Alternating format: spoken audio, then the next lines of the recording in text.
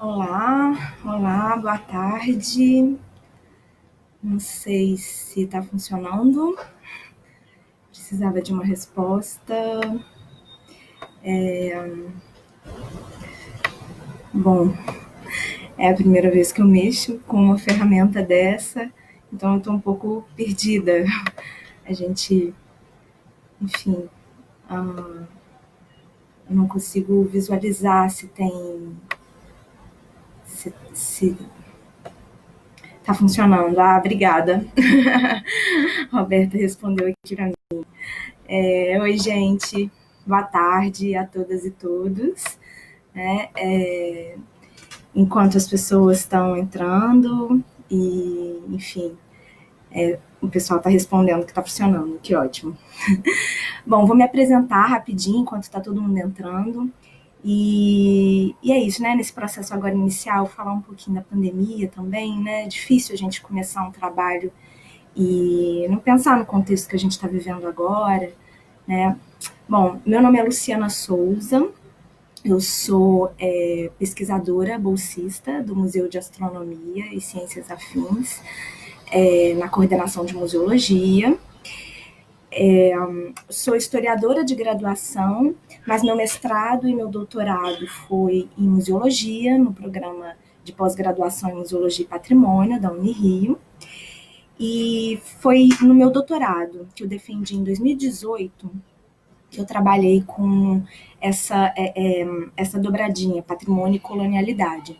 Esse trabalho, enfim, depois da defesa da tese, né, ele se desenvolveu em outros projetos, em artigos, em conferências, enfim, veio ganhando vida.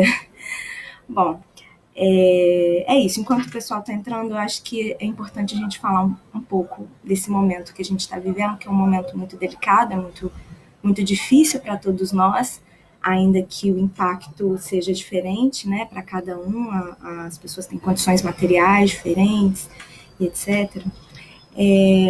Eu acho que é importante a gente não perder de vista, assim, que esse momento de isolamento social e esse momento de pandemia em crise em escala global afetou em absoluto o mundo como um todo, né? Nas relações interpessoais, nas relações econômicas, nas instituições, enfim. Mas é isso, a gente vem vendo um esforço significativo de profissionais, de pesquisadores, de entidades que vem se debruçando aí numa análise do que poderão ser os efeitos da pandemia para o campo da cultura. Enfim, nem vou entrar no âmbito da produção artística, mas pensando aqui nos equipamentos dedicados à preservação dos bens culturais, né? Nos museus, nos arquivos, nas bibliotecas, nos institutos de preservação, enfim, nos laboratórios de restauração, a gente tem um imenso leque de equipamentos dedicados à preservação de bens culturais. E enfim, fica a questão de quais serão os impactos da pandemia nesses equipamentos. O impacto econômico ele foi quase instantâneo, né? Desde março a gente tem muitas instituições fechadas indefinidamente, a gente tem projetos que foram suspensos, atividades canceladas, e nesse movimento, muitos trabalhadores tiveram os seus contratos de trabalho suspensos também, né? Eles vêm perdendo temporária ou permanentemente os seus contratos de trabalho. E as expectativas a médio prazo não são as melhores, né? Parece que o cenário pós-quarentena, enfim, ele oferece algumas situações de imprevisibilidade. Então, vai depender muito, a situação das instituições vai depender muito, assim, da sua recuperação financeira, por exemplo, frente a um isolamento social, que é um isolamento necessário. Então, a gente vai ficar... É isso, vai depender muito da disponibilidade do público voltar a frequentar atividades em locais fechados, o que algumas entidades vêm fazendo pesquisas e aparentemente essa disposição ela não é muito grande, né, a médio prazo. a nossa capacidade de recuperação também vai depender das possibilidades de financiamento público, nas possibilidades de patrocínio e mesmo na disposição à filantropia, né? E há ainda situações mais dramáticas, que se referem àquelas instituições, aquelas iniciativas de memória que não são institucionalizadas, que a gente diz que não tem CNPJ, né? Porque e aí que eu estou falando de coletivos de memória, estou falando de centros de memória, de museus comunitários, de ecomuseus, que sem uma condição de institucionalização ficam tem um pouco mais de dificuldade, aliás, tem bem mais dificuldade de conseguir recursos para se recuperar desse cenário de pandemia. Mas é isso, apesar desse quadro, a gente tem aí quem acredite, né, que um mundo novo pode nascer desse processo, né, que essa experiência traumática ela possa ocasionar em mudanças até mesmo humanitárias. Mas há quem pense que não há a menor possibilidade disso acontecer.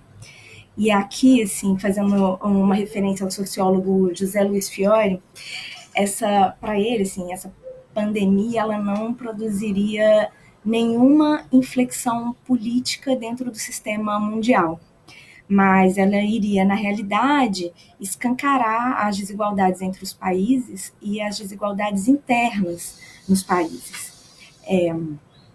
E ainda, para piorar esse cenário, essa pandemia poderia acirrar a competição entre as grandes potências econômicas e militares. Bom, o prognóstico ele é de um efeito devastador, principalmente nos países do sul global.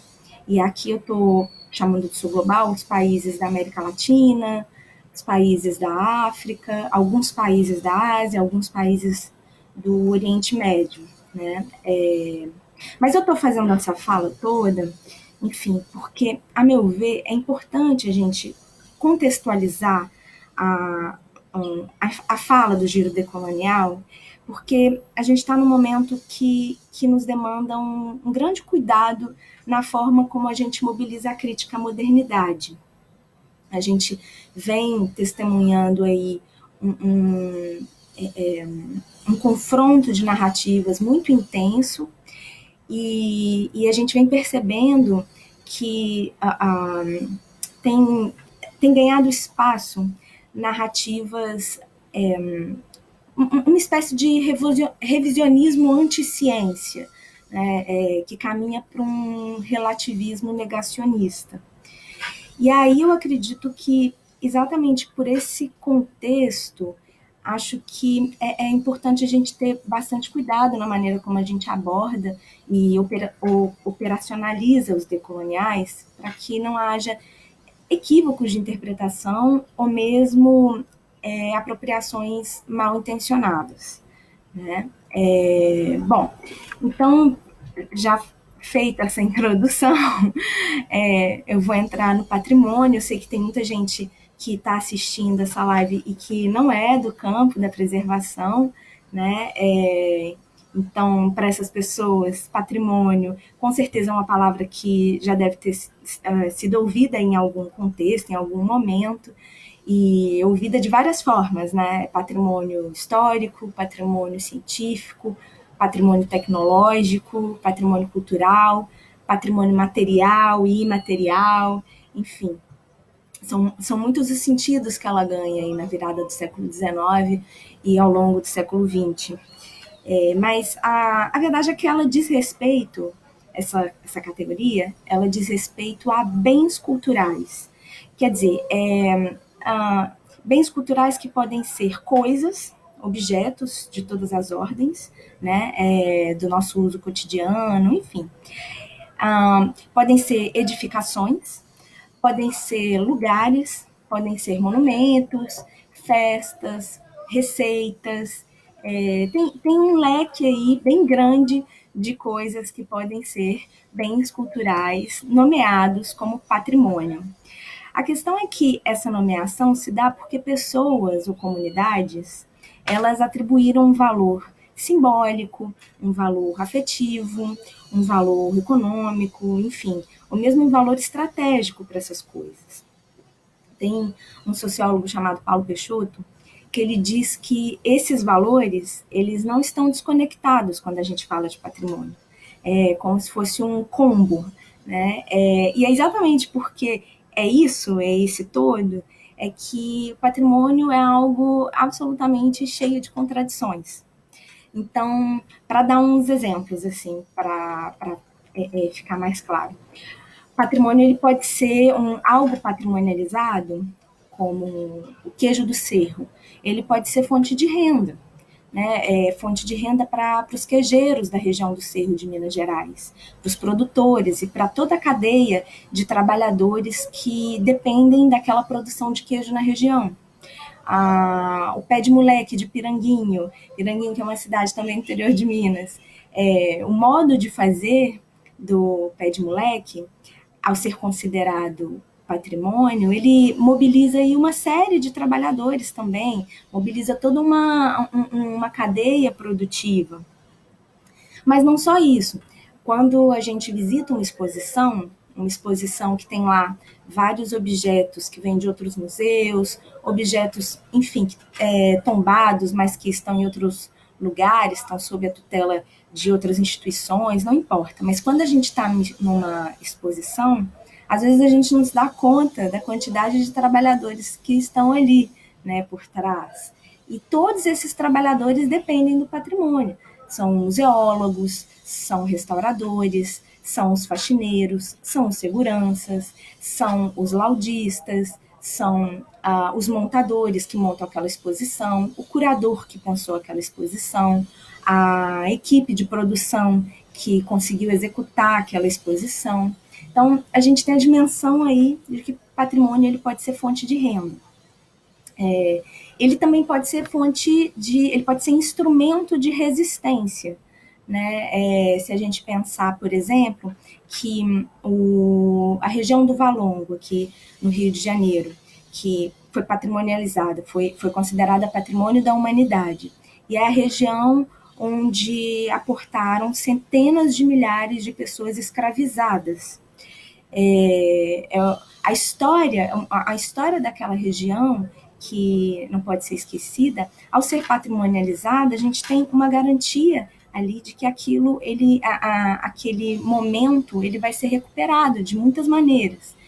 E mais que isso, né, a gente tem ali naquele lugar a possibilidade de que identidades e de que manifestações culturais sejam reconhecidas e não sejam perseguidas, não sejam menosprezadas e etc. Então, o patrimônio também pode ser um instrumento de resistência.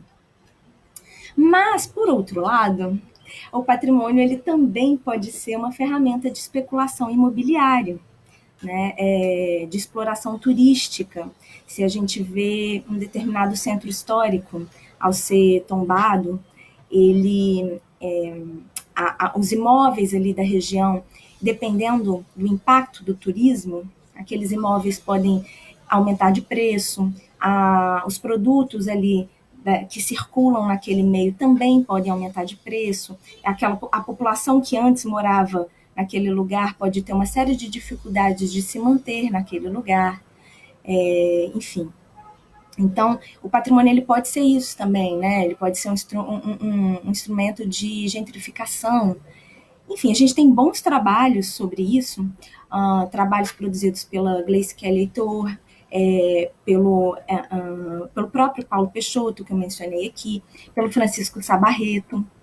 Sobre essa dimensão da contradição do patrimônio, tem um livro bem interessante, organizado pelo Youssef Campos, que é O Lado Perverso do Patrimônio. E lá vão ter muitos artigos de muitos pesquisadores, da Isabela Tamaso, da Manuelina Duarte, da Maria Elisa Borges, enfim. Bom, então é dessas contradições do patrimônio que eu me senti provocada a pensar o quanto que elas estariam atravessadas pela experiência da colonização na América Latina, da colonização da América Latina, e particularmente do Brasil. Bom, é dessa provocação, que da experiência da colonização, que eu vou me deparar com um conjunto enorme de autores e de autoras que vão pensar, que vão assumir, na realidade, a experiência da colonização como centro da interpretação política, econômica e cultural da realidade de diferentes territórios. Para quem se arrisca nessa empreitada, fatalmente vai ouvir falar de nomes como o do cubano José Martí, vai ouvir falar do peruano José Carlos Mariátegui, também do Franz Fanon, que é da Martinica, da Gayatri Spivak, que é da Índia, também indiano do Homi Bhabha, do Eduardo Said, que é da Palestina. Enfim, o leque é bem grande, mas nesse leque eu optei por fazer um exercício que é o exercício de sulear, tomando aqui um termo do pesquisador Márcio Campos, que também foi pesquisador aqui do MAST, que é o de tomar o sul geográfico como ponto de partida discursiva. E é aí que eu vou me debruçar em autores e autoras latino-americanos que vão ver na colonização da América a grande inflexão política, econômica e cultural que vai fundar aquilo que a gente chama de modernidade.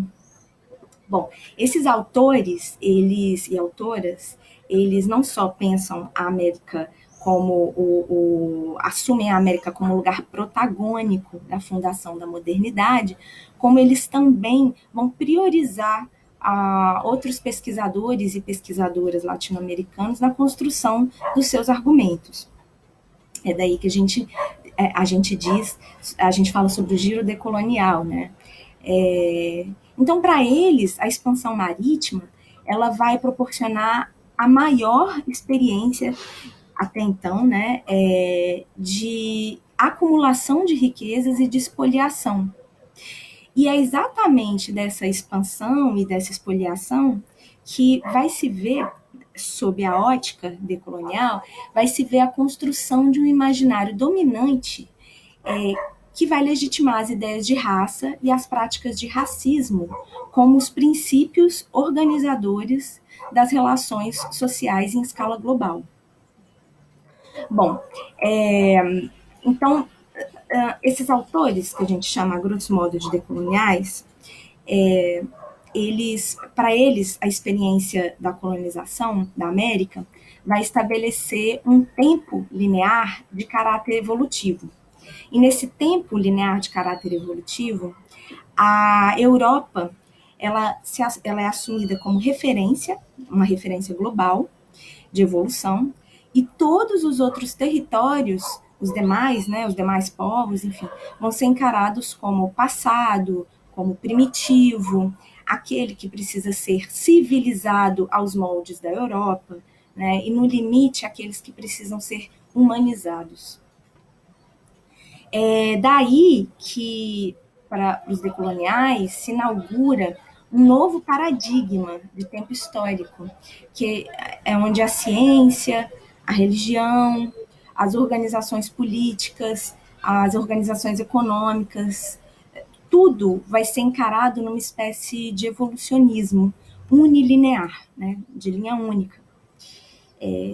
Esse fenômeno, então, esse fenômeno da modernidade, ele vai se impor em toda a nossa existência, né? Esse fenômeno que persiste ainda nos dias de hoje, para esses autores, ele vai se impor como modo de existir, vai se consolidar como experiência social a ser reproduzida em escala global. E é daí que a gente fala, a partir da leitura desses autores e autoras, que a gente fala de uma matriz de poder colonial, uma matriz colonial de poder. Essa matriz colonial de poder, ela, como a própria expressão diz, ela é gestada ali no colonialismo, então ela vai configurar esse padrão. É um padrão de poder que recebe o nome de colonialidade. Quem atribui esse nome é o peruano Aníbal Quijano, e, enfim, colonialidade se torna um conceito para esse giro decolonial, e toda a produção em torno dessa chave, ela vai usar esse conceito de colonialidade como a sua espinha dorsal, tá? Então, quando a gente fala de colonialidade, a gente está falando de um padrão de poder de matriz colonial, pensando na colonização da América, a América como um papel protagônico aí na formação da modernidade. E é algo que, quando a gente fala de colonialidade, é algo que afeta todas as dimensões da existência social, que se impõe nas relações materiais, enfim, na intersubjetividade, na produção de conhecimento, na produção de memória, nas instituições, quer dizer, em tudo de forma enraizada e prolongada. Bom, como trazer essas reflexões para o campo do patrimônio, né? Aí eu acho que é importante a gente recuperar um pouco a história do patrimônio na Europa. Tem muitos trabalhos que se dedicam a refletir sobre a relação do patrimônio com a criação cultural das identidades nacionais na Europa. Eles vão trabalhar com os processos de acúmulo de vestígios, com a produção de artefatos, produção de monumentos, com a configuração da arquitetura em muitos lugares. Enfim, são trabalhos que vão recuperar o esforço de construção de uma história nacional a partir do patrimônio. E nesse esforço de construção de uma história nacional, de uma unidade, um sentimento de unidade, né, esses elementos materiais, eles vão ser representativos, eles vão representar a própria formação da civilização, né, a formação da civilidade, conformando mesmo uma espécie de marcha civilizatória. Quem trabalha com isso é a Anne-Marie Thiès, a François Chouet, o Dominique Poulot, são autores que quem trabalha com patrimônio está sempre fazendo referência. Bom, daí quando a gente está falando de patrimônio nacional na Europa, a gente está fazendo referência ao século XVIII e XIX, que são momentos em que a preservação dos bens culturais vai se inserir aí nesse processo de construção de narrativas nacionais, e é desse processo que a gente vê se estabelecer uma espécie de hierarquia de culturas. É desse momento que a gente vê, por exemplo, a criação de grandes museus, das exposições universais, das exposições etnográficas.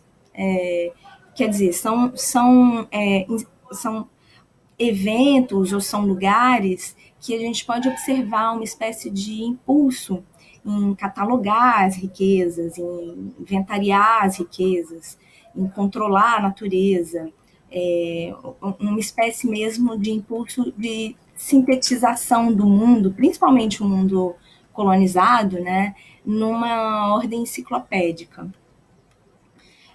Grandes museus foram criados nesse momento, e parte considerável dos seus acervos foi constituída de bens oriundos desses territórios colonizados, né? Esses territórios que as potências europeias ocuparam, colonizaram em diferentes momentos.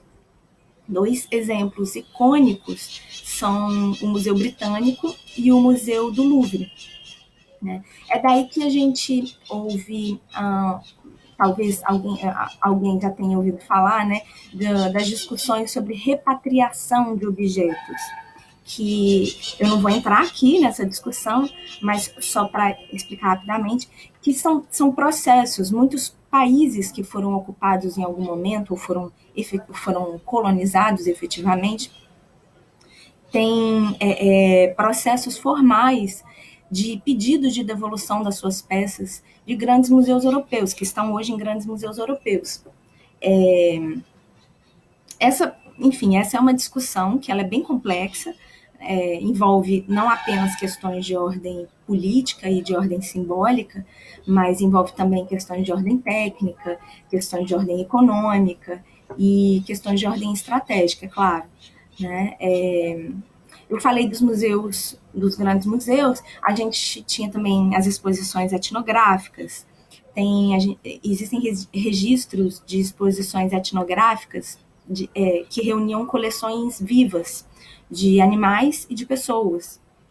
Animais e pessoas eram trazidos de seus territórios, trazidos à força ou em negociações bem questionáveis, né?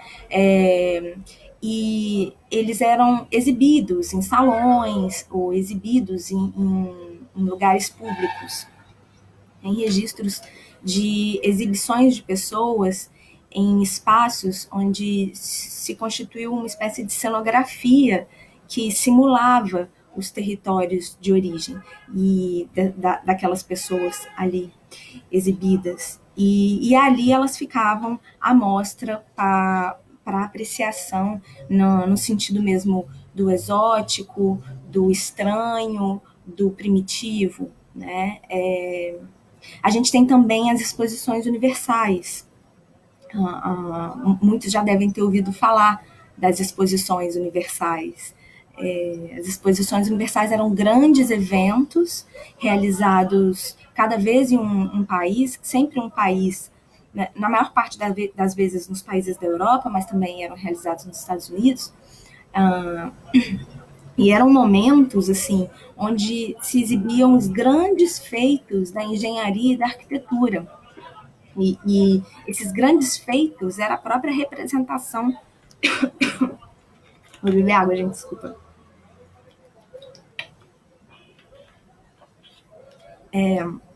Esses grandes feitos, eles eram a própria representação da civilização ocidental, né?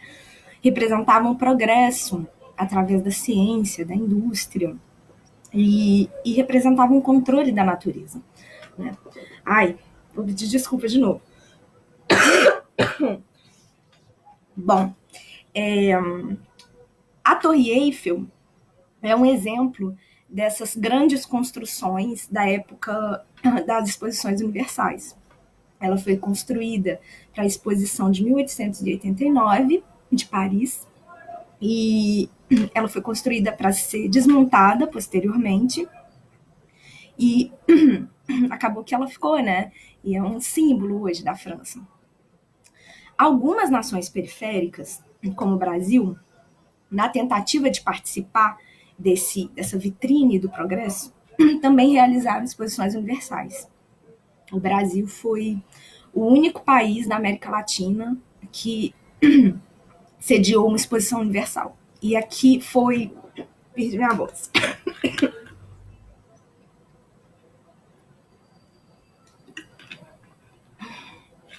Difícil fazer live, gente. Bem difícil. Bom, aqui foi... Ela aconteceu em 1922, no Rio de Janeiro. Né? E ela aconteceu em 1922 e foi encerrada em 1923.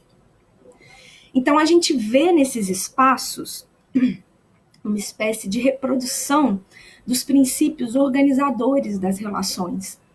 Né? Esses princípios que eu falei lá atrás, que fundamentaram a ideia de raça e as práticas de racismo, eles se reproduzindo em exposições, instituições, enfim, no campo da preservação de bens culturais. Aquilo mesmo que eu falei da continuação desse padrão de poder que é a colonialidade. Aí, voltando para a preservação no Brasil, a gente tem a primeira instituição de alcance nacional, né, quer dizer, que tinha trabalhos aí em vários pontos do país, e a primeira instituição designada a promover a preservação como política de Estado, a gente tem a figura do IPHAN, que é o Instituto do Patrimônio Histórico e Artístico Nacional, que passa a operar em 1937. Mas muito antes do IPHAN, a gente já tinha instituições dedicadas à preservação.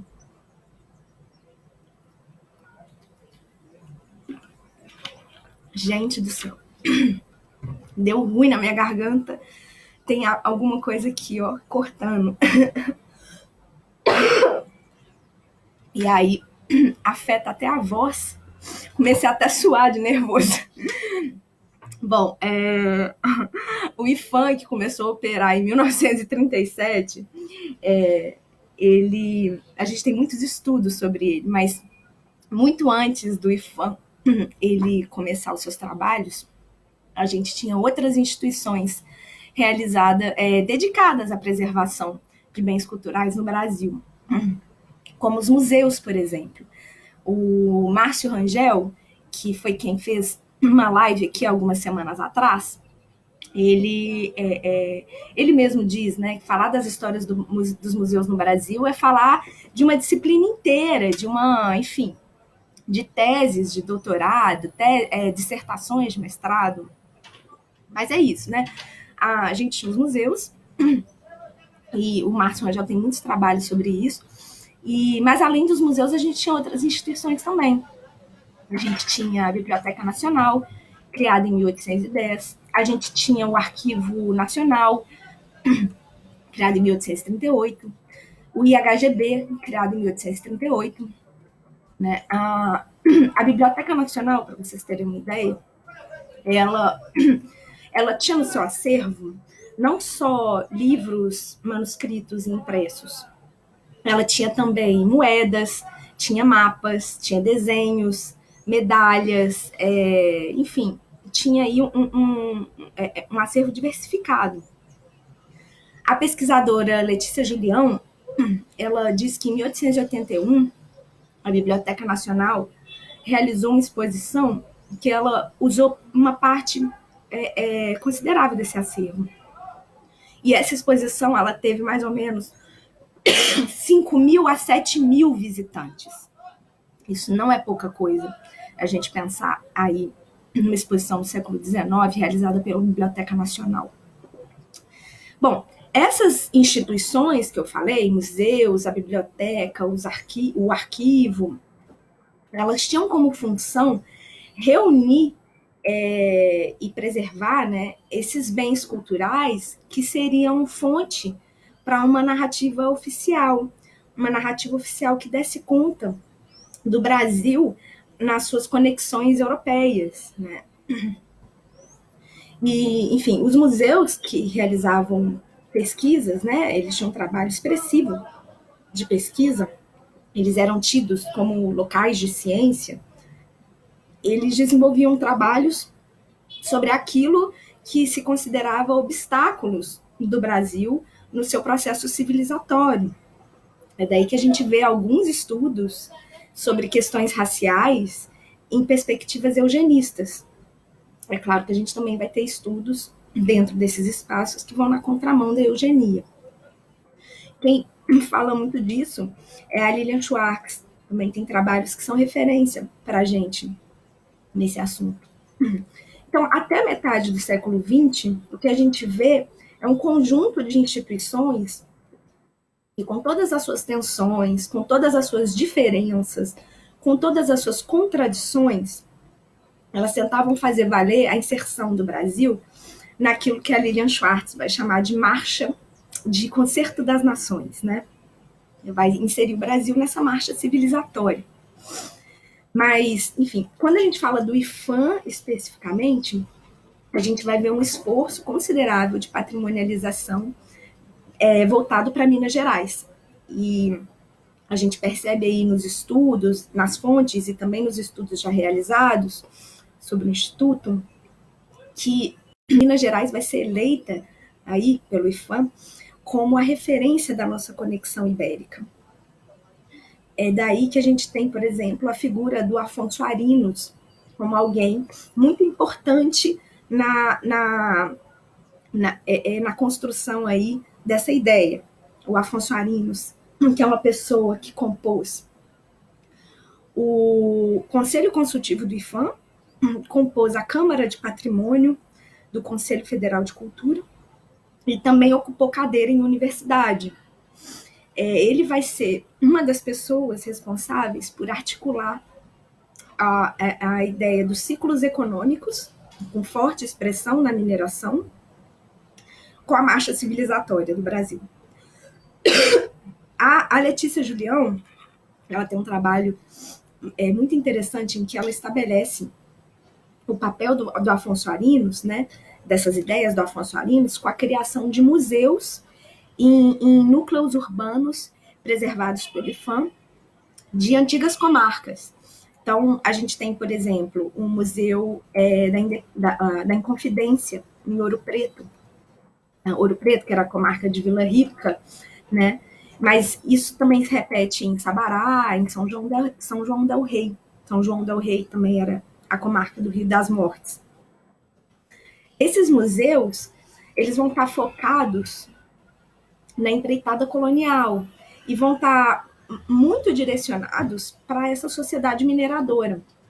Então, vão constituir seus acervos de imagens sacras, de ferramentas de trabalho, de utensílios domésticos, de indumentária, né?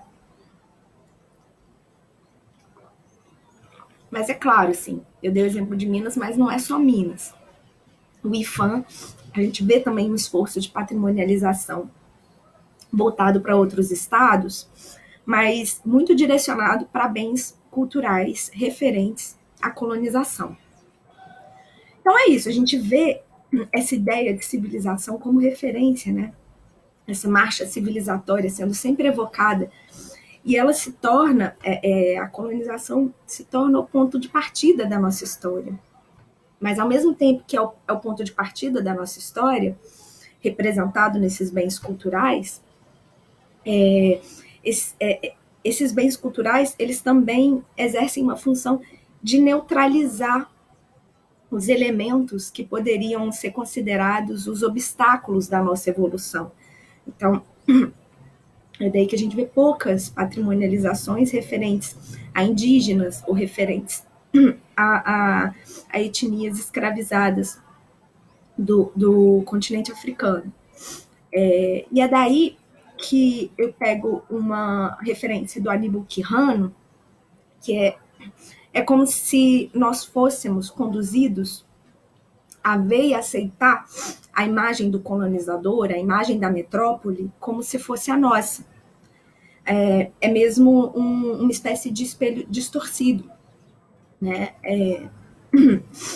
Então, enfim, sobre o papel do IPHAN, quem tiver interesse na construção aí de uma memória nacional, considerando as disputas de narrativas, as contradições internas do Instituto, etc., a gente tem como literatura, a gente normalmente usa, né, alguns autores, eles são nossas referências, e tem aí o José Reginaldo Gonçalves, a Márcia Chuva, a Maria Cecília Londres Fonseca, a Silvana Rubino, né? O IPHAN foi um instituto que se muniu de muitos instrumentos para narrar sobre si. Mais recentes, a gente tem trabalhos sobre os arquivos do IPHAN. Tem o trabalho do Hilário Pereira, que, enfim, que mergulha aí nos arquivos e estabelece e discute a relação com a Unesco. Tem o trabalho também do Raul Lanari, que se debruça sobre as publicações do IPHAN. É claro, sim, eu estou falando isso, né? Mas eu estou fazendo uma apresentação bem genérica. Eu estou pontuando especificamente o período da preservação no Brasil, que vai até a primeira metade do século XX, né? Mas essa maquinaria patrimonial, para usar um termo do Pierre Jody, ela é cheia de tensões, ela é cheia de contradições, né? Ela tem muitos elementos. A gente vê disputas de muitas ordens nessa maquinaria. São disputas da ordem simbólica, da ordem técnica, da ordem acadêmica, disputas da ordem econômica, enfim. E é claro, quando eu falo da primeira metade do século XX, essa maquinaria patrimonial está muito voltada para esse patrimônio nacional, da unidade, aquilo que representa a nação. Da segunda metade do século XX, isso já muda. A gente já vê aí uma inflexão. A maquinaria patrimonial, na segunda metade do século XX, ela já vai estar muito voltada para a economia política das identidades, vai estar inserida na expansão do turismo cultural, ela vai estar muitas vezes associada mesmo, essa expansão do turismo patrimônio, associada à requalificação urbana, o patrimônio associado a políticas de compensação de grandes empreendimentos e etc. Né? Então, da segunda metade do século XX, surge aí uma inflexão que nos exige um outro olhar, outras questões, né? Outras perguntas. E também temos os colonialismos de ordem interna, os colonialismos internos, para fazer referência aí ao Pablo González Casanova. O colonialismo interno, ele se manifesta em várias escalas. Ele vai do bairro às regiões. Basta a gente pensar o quanto que o Sudeste ele insiste em se impor como referência para o resto do país, né? E mesmo dentro do Sudeste, quanto que o Rio de Janeiro e São Paulo insistem em se impor para outros estados. Enfim, a ideia mesmo era trazer a reflexão para um padrão de poder de matriz colonial, para o âmbito do patrimônio, e pensar que no campo do patrimônio, a modernidade ela também se processa geograficamente de maneira desigual. É o que eu falo um pouco da geografia das diferenças, né?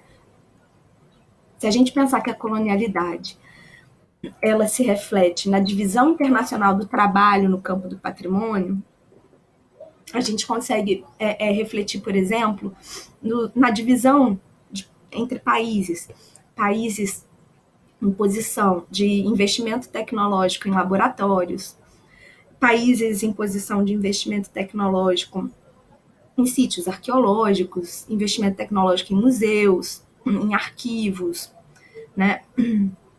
E países em condição de investimento em pesquisa, que é fundamental, em oposição a países que importam tecnologia, que sofrem com a evasão de cérebros, países que possuem mão de obra no campo do patrimônio altamente precarizada, ou altamente mal protegida, né?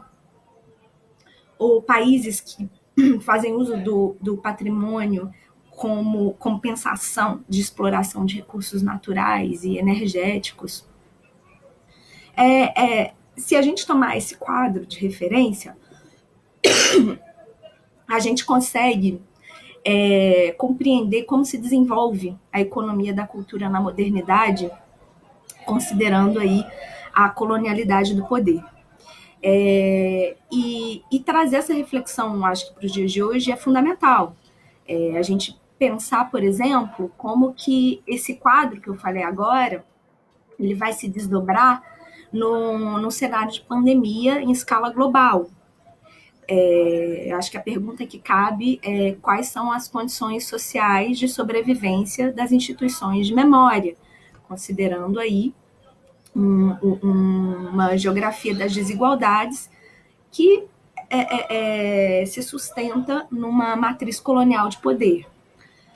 Então, pegando um exemplo e já caminhando para o encerramento, as tecnologias digitais, que é essa que a gente está agora fazendo uso, e eu, de maneira bem atrapalhada, não tô conseguindo ser diva, tossi, já bebi água, engasguei. Enfim, nas tecnologias digitais com acesso à internet, elas estão sendo altamente requisitadas, né? Mas é preciso considerar, por exemplo, que até 2019, e aí isso são dados da Agência Brasil, apenas 51% da população mundial tinha acesso à internet. E mesmo essa população que tinha acesso à internet, esse acesso era de baixa qualidade para 43% dos países pobres. E se a gente trouxer isso para a realidade dos arquivos, das bibliotecas, dos museus, a gente também chega numa outra questão, né? Que nem todas as nossas instituições elas têm ferramentas para produção e tratamento de dados digitais. E aqui eu estou falando de recursos materiais, recursos humanos e recursos financeiros para a digitalização de acervo, para manutenção de dados em repositórios e para backups. Quer dizer, as instituições que tiverem acesso a essa tecnologia, as instituições que tiverem acesso a essa tecnologia, elas vão ter melhores condições de sobreviver e melhores condições de se recuperar da crise, né? E isso nos diz sobre quem vai ter condições de preservar suportes de memória no cenário pós-pandemia. E essa preservação vai possibilitar a construção de narrativas no futuro, né? Bom, isso tudo vai nos parecer com uma capacidade ou a potência das instituições de preservação de se reorganizarem, de pensar em recursos interativos, enfim, de pensar conteúdos, novos conteúdos. Mas a verdade é que grande parte da estrutura das nossas instituições de memória, ela se fundamenta em atividades presenciais. E é por isso que a gente está vendo aí a suspensão de projetos, a suspensão de contratos, demissões em massa e etc. Esse quadro é grave no mundo todo, claro, mas ele se agrava quando a gente pensa na geografia das desigualdades. Bom, é isso. Então, o que eu quero dizer, para concluir, assim, uma frase de efeito, é que os efeitos da colonialidade agora, né? Agora não, enfim, esse contexto faz com que a gente pense que os efeitos da colonialidade no patrimônio, eles permanecem batendo a nossa porta, né? É isso, gente. Obrigada por quem me ouviu até aqui. E eu vou abrir, né, para a gente conversar um pouquinho. E eu vi se tem perguntas, se não tem, né? Tem muita gente aqui. Enfim, a princípio, não temos. Tem uma pergunta aqui que eu vou reproduzir. É do Bruno Casonati. Luciana, com tanta modernidade e o público tão focado às tecnologias, preferindo aprender sobre a história de seu país por meio do celular, qual o maior desafio dos museus para trazer a sociedade para ver de perto seus bens culturais? Eu acho que os desafios são de muitas ordens. Eu acho que agora nosso maior desafio é proteger a nossa mão de obra, proteger os trabalhadores dedicados aí à preservação de bens culturais. Esse, sem dúvida, é o nosso maior desafio. E daí, assim, como que a gente consegue proteger esses trabalhadores e, ao mesmo tempo, pensar as novas ferramentas de trabalho, considerando esse cenário que eu falei agora no final, em que é isso, você tem países que têm mais condições de investir em tecnologia, países que fazem investimento público nas instituições de memória e países que não fazem, né? Então, acho que a gente tem desafios de muitas ordens. Mas, sem dúvida nenhuma, a gente precisa de recursos e a gente precisa proteger a nossa mão de obra. Não sei se eu consegui responder a pergunta.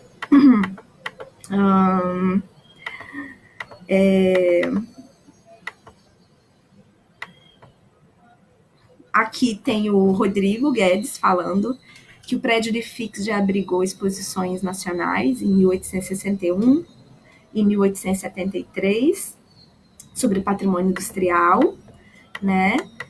Tem muita gente aqui dando os parabéns, etc. É isso, gente. O vídeo vai ficar aí para todo mundo assistir. Quem quiser assistir depois, quiser fazer anotação, porque eu também falei rápido, engasguei, tossi, mas ele vai ficar no perfil do MAST junto com outros vídeos.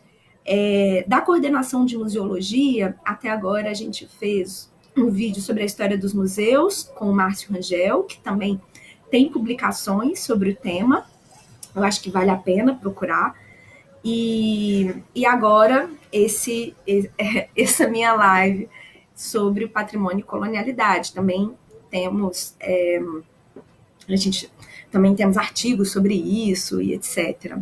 Tem uma última pergunta aqui. Citou alguns nomes referentes, mas gostaria de saber qual livro você considera indispensável para compreender essa temática. É da Esther Nascimento. Esther, não sei se quando você pergunta é da temática patrimônio e colonialidade, essa dobradinha, estudar patrimônio pela perspectiva dos decoloniais, ela é muito nova no nosso campo, apesar da produção dos decoloniais vir lá da década de 80. Mas a gente trazer isso como uma perspectiva, um ponto de vista para se olhar a história do patrimônio, olhar as práticas de preservação, ela é muito nova no campo, pelo menos no campo da museologia, né? E aí, enfim, o que eu posso te sugerir, se você quiser saber de colonialidade, é você ir direto primeiro no Aníbal Quijano, que se escreve Aníbal, né? Quijano, que se escreve, ele é peruano. E ali você vai descobrir o conceito e você pode ir esmiuçando outros autores, etc. Né? E aí você faz também a sua leitura dentro do campo do patrimônio, que temos, enfim, uma vastíssima produção, né? O Átila está fazendo um comentário aqui, uma pergunta, também vou ler a pergunta dele. Considerando o Decreto-Lei 25 de 1937, as políticas de patrimônio foram assentadas em um projeto colonialista. Você acha que as políticas atuais, como o Decreto de Registro do Patrimônio Imaterial, têm contribuído para a decolonialidade das políticas e ações de patrimônio?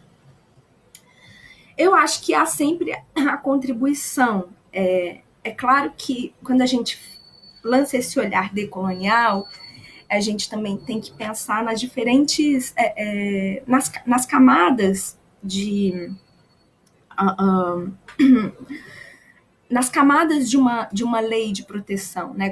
Quando se estabelece a lei de registro imaterial e a gente vai registrar uma prática, um modo de fazer e etc., a gente tem camadas de trabalho aí até que aquilo seja registrado.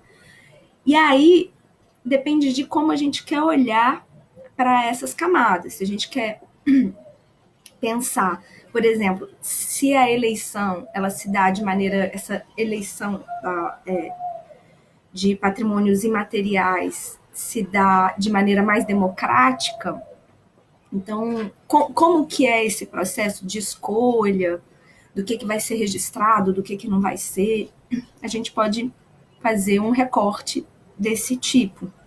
Agora, de qualquer maneira, eu acredito, né, que o registro em si ele já traz muitas possibilidades da gente olhar para outras práticas culturais que não são aquelas fundamentadas na conexão do Brasil com a Península Ibérica, né? Então, eu dei aqui 2 exemplos dos queijeiros de Minas, o pé de moleque de Piranguinha, mas tem também as biscoiteiras de Pará de Minas, tem a viola de coxo, tem o samba, são muitas práticas que eu acho que fazem a gente pensar mesmo o processo de patrimonialização numa economia das identidades, e aí pensando as identidades de maneira plural. E isso já é, em alguma medida, um esforço decolonial. Aí a gente tem comentários, o Bruno Casonati respondeu que essa situação toda se agrava pela desregulamentação do trabalho. É isso, gente. Acredito que agora o nosso desafio é a gente olhar para o nosso campo e pensar como que ele vai se desdobrar num contexto pós-pandemia, como que nós, trabalhadores da cultura, os trabalhadores da preservação do patrimônio, vamos atuar num contexto que a gente está sendo difícil a gente vislumbrar como que a coisa vai se materializar, né? Bom, mais um pedido, mais uma pergunta da Cláudia. Que alertas você daria para a educação museal nessa perspectiva decolonial? Olha, educação museal não é a minha especialidade, então também não quero ser, não quero ser equivocada, né? É complicado às vezes a gente falar de assuntos que não são muito a nossa praia, mas o alerta que eu dou é a gente pensar nessa geografia das desigualdades. Não é isso. Eu acho que a gente precisa pensar quais são as condições sociais de sobrevivência das nossas instituições. E isso é uma grande pergunta. Isso, se a gente transferir para as nossas instituições, quais as condições sociais de manutenção de determinados departamentos dentro de um museu, como o departamento educativo, o departamento de exposições, né? Como que a gente consegue passar por esse processo sem uma demissão em massa, né? Sem, enfim, prejudicar o nosso patrimônio humano, né? Porque nós, profissionais do campo, nós somos um patrimônio humano. Então, como que a gente nos preserva? Acho que isso é uma pergunta muito importante para nós agora. E, enfim, eu estou acompanhando as pesquisas que têm sido feitas sobre os impactos em algumas instituições. É claro que os impactos são diferentes também quando a gente fala de instituição pública, quando a gente fala de instituição privada, né? O impacto é diferente entre instituições, aí falando aqui de museus, é diferente de arquivo, que é diferente de biblioteca, né? Que é diferente de instituto de patrimônio. Então, acho que, enfim, o alerta que eu dou é a gente pensar na geografia das desigualdades e como que a gente pode, a partir disso, se reinventar, preservando o patrimônio humano. Bom, caminhando aqui para o finalzinho, tem uma pergunta da Luísa Cardoso. Ela faz graduação na UFRJ, gostaria de se aprofundar no tema Memória, Patrimônio e Acervo Documental. Né? Ela está pedindo indicação de bibliografia nesse sentido.